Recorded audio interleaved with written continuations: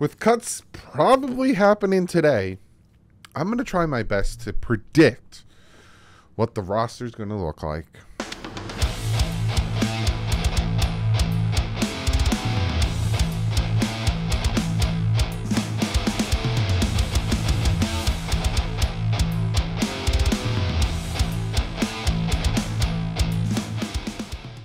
What is up, Finn fans? After yesterday's disappointing preseason game, I thought, you know what, they're going to start cutting players because the Steelers already started cutting some of their players. All these teams are trying to get from 90 to 53 real quick before Tuesday. So I honestly think that the Dolphins are going to probably start cutting people today. I was going to make this video Monday, but I was like, you know what, they're probably going to start cutting people, so I'm going to make this video Saturday night and release it early Sunday so you guys can watch it. So I'm going to try my best. Now, I don't do it exactly. There's still some players on the cusp that I don't know what they're going to do with, but I try my best to see where the Dolphins will look like in their 53-man roster, and I try to predict their practice squad.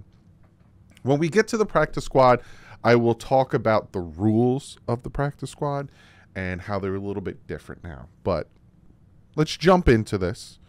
And we're going to start with offense. So I'm going to minimize myself. And I kind of, did some photoshopping. And I took their depth chart. And I just erased who I think will be cut. And then move people around to where I think they'll be. And all that stuff. So with that being said, you could see here, obviously Tyreek Hill is going to be the starting wide receiver with Jalen Waddle. Cedric Wilson Jr. I think could be traded. I have him on there still because he's, if he's not traded, he's not going to get cut because that's a big dead cap. But I think he could be traded. Then you have River Craycraft. I think he makes it. I do think Braxton's going to make it. For me, Robbie Chosen is where I'm borderline if they keep him or not. Now, I personally would, but I don't know if they will. And again, you see right now this 7 wide receivers. I don't know if they're gonna. Again, I didn't count. Normally I count and try to get to 53, including the kickers and stuff. But there's some receivers and some players that I'm borderline. I don't know if they're gonna keep or not. And that's where I'm like, you know what? I'll give you guys my reasoning on whether they will or won't, and then we'll go from there. So again, like River Craycraft, Robbie Chosen, and Cedric Wilson Jr. at the wide receiver spot. Those are 3 guys that I could see them moving on from. With Cedric Wilson Jr., it has to be a trade. And then with River Craycraft and Robbie Chosen, I could see them moving on with them. I think they keep Braxton Berrios, and I think they keep Eric Izukoma. When you look at the offensive line, I honestly think, and I did some photoshopping, and that's why you see Isaiah Wynn here, because if you go on their website, Liam Eichenberg is there, but I did some photoshopping. I think the starting offensive line is Teron Armstead, Isaiah Wynn, Connor Williams, Robert Hunt, Austin Jackson.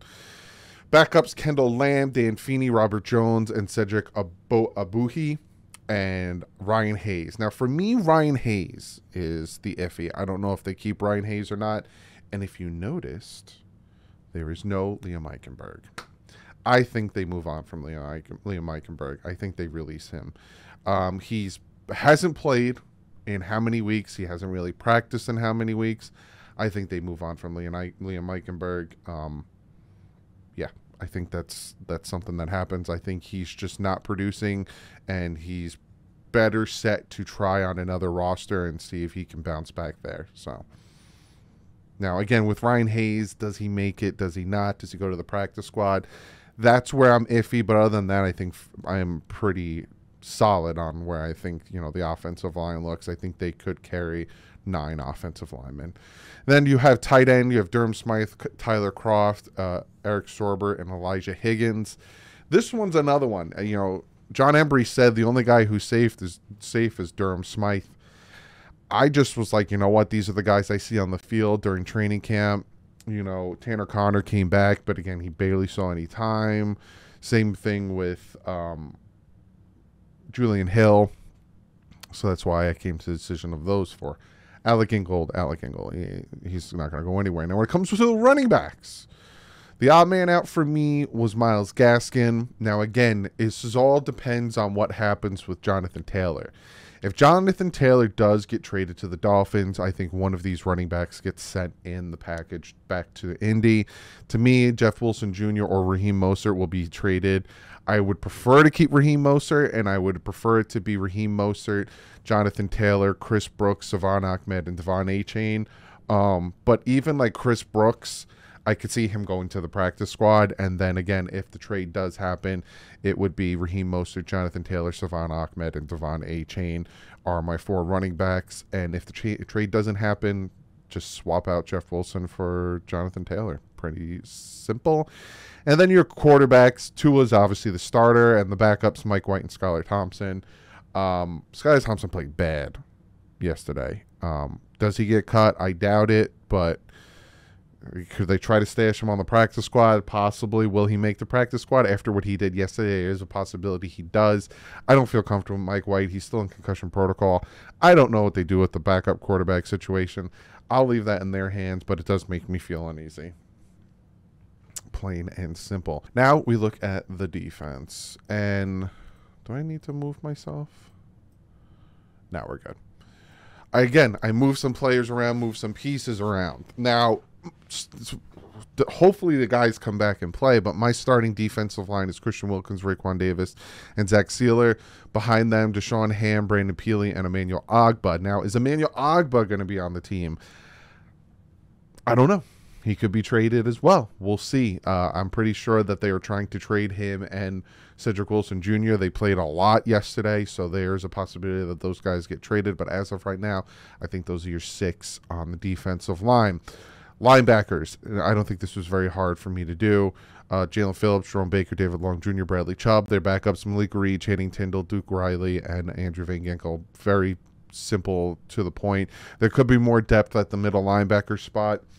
And we did pick up somebody as well, Johnson. So from the Denver Broncos, he will also be thrown in there. Cornerback, Xavier Howard. I think Jalen Ramsey will be put on IR and with the option to return in 8 weeks, which we'll see.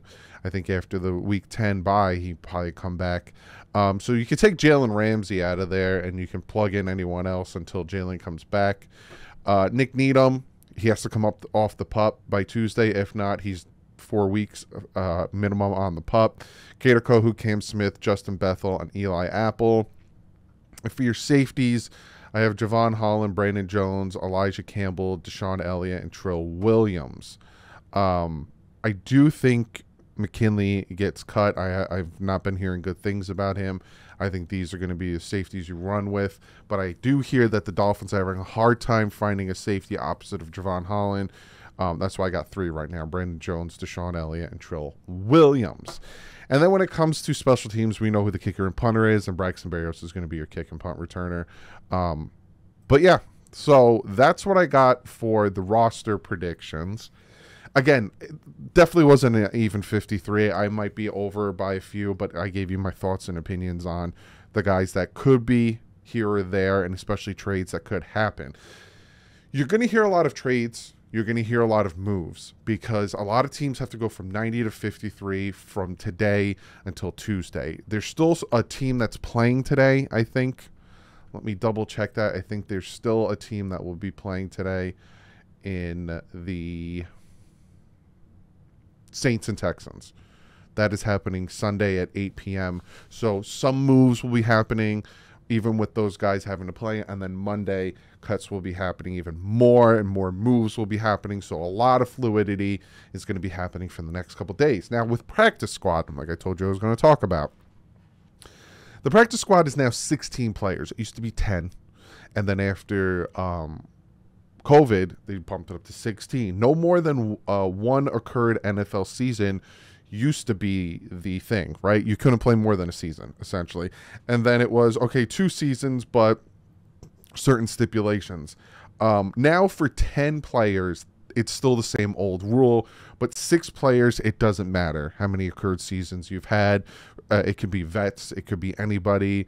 Like, say the Dolphins do pick up Callahan in the corner, they can put him on the practice squad if they wanted to. You can't go from practice squad to practice squad. So if a team tries to poach one of our practice squad players, they have to put them on their active roster and then, either cut a player or whatever. You can't take our practice squad player and then put them on your practice squad. The only way you could do that is if we release a practice squad player. Plain and simple. So say we send somebody down to practice squad and we have to make room when we cut somebody, then anyone could scoop them up off of waivers and put them on their practice squad. Field emergency quarterbacks game day do not count against the 46. Now, yes, the NFL teams have 53-man rosters, but when it comes to game day, 46 are active. And now the Dolphins and all NFL teams can have possibly 4 quarterbacks active, and that fourth or third quarterback, whichever one is not on the active roster, doesn't count against the 46 that are going to the game. Okay. And then there's one other thing. Oh, you can save players on practice squad. So you can put like a don't touch. I forgot what they called it. But you can, I think it's like 3. I think it's 3 of them. 3 players you can designate as you can't poach them or you can't do anything to them every week. And a lot of times it was quarterbacks for us or corners and all that stuff. So there's that. Now I'm going to give you my practice squad list. Again, there's 16 that can be on there. I came up with about 10, and then I couldn't really think of the 6 vets because, again, there's going to be a lot of movement in the next couple of days where players can be added. So I have Keon Smith, James Tunstall, Julian Hill, Chris Brooks, possibly. I have a question mark because he's one of the guys that I'm like, he could make the roster because I like the way he was running in preseason, but also I could see them moving on from him if they do get a Jonathan Taylor or do, make that move. So Chris Brooks possibly, Garrett Nelson, Mitchell Agude, Aubrey Miller, Ethan Bonner, Bryce Thompson, and Jalen Twanman. And then again, there are 6 vets who they could add, and it could be anyone. They could put Eli Apple on the practice squad. They could put Skylar Thompson on the practice squad. They could do anything in that sort. And again, like I said before, Skylar going to the practice squad last year, it was iffy because he had good games in the preseason. Even if it was against 3rd or 4th stringers, he still had good games. Now he's kind of, the first preseason game was all right, and the second one, it started bad, but then it was good, and now this one, it was a bad day. He could be poached. He couldn't be poached. It'll be interesting to see what the Dolphins decide to do with Skylar Thompson. But that's kind of my idea of what the 53-man roster will look like. There could be surprise moves when it comes, because I know during the live stream, a lot of you guys were like, hey, Doug, who's a surprise cut that would surprise you? How many times am I going to say surprise? I think Liam Eichenberg, but to me, that's not really a surprise, but he was a 2nd-round pick, but he's just not panning out. So that could be one there. You can see like Tyler Croft or Eric Sorbert get cut because they're just not panning out. You can see Jeff Wilson get cut. That could be a surprise. He hasn't been healthy. He hasn't really done anything. On the offensive line, no one would really be a surprise in seeing get cut, like I said. On the defensive side, Igbenogany, again, to me, not really a surprise, but former 1st-round pick, he could possibly be cut. There's some starter potentials that could be cut or moved. Like Brandon Jones could be traded possibly. Not saying I want it. I'm just letting you guys know there's possibility.